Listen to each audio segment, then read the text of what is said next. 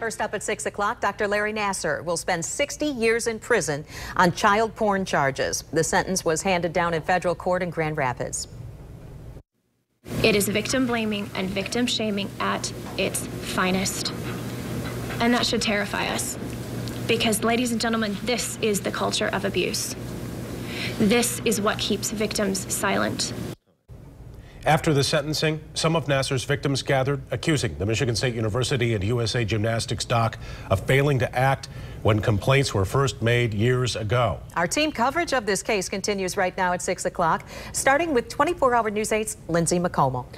Well, soon, Brian, one of his victims, a softball player for MSU, tells me that she reported Dr. Nassar to the university back in 1999, and the school did nothing. Instead, they made her feel like she did not appreciate being treated by a renowned doctor. This pain that I'm feeling right now, even though it's a beautiful day and a win for us, I feel like I will forever feel like I didn't do enough. I just will forever feel I didn't do enough. Tiffany Thomas Lopez played softball for Michigan State University in the late 90s. During a tournament in Florida, she told another trainer the kind of things Dr. Larry Nassar would do to her. Initially, I was told, no, this is not a sexual assault. This is you just not understanding that this is medical treatment and that this is by the book.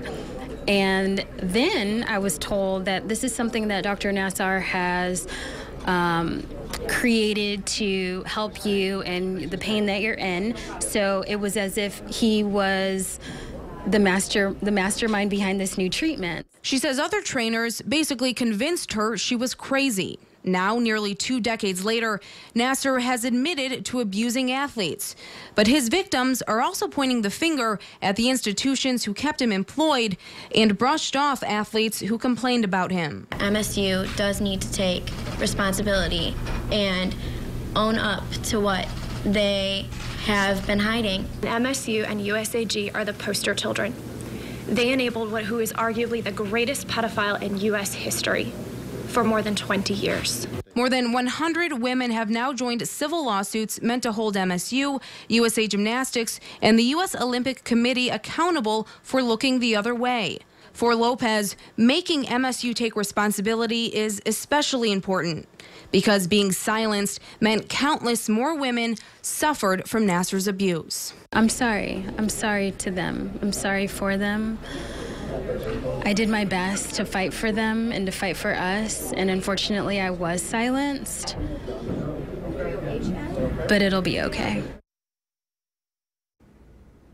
Now, the women also told us that the people responsible for silencing them are still working for the MSU athletic department. Michigan State University did just send us a statement saying, in part, allegations have been made against the university, claiming it is engaged in a cover-up by university administrators. MSU unequivocally denies this accusation. There is much more to that statement. You can read the entire thing right now on woodtv.com. Brian.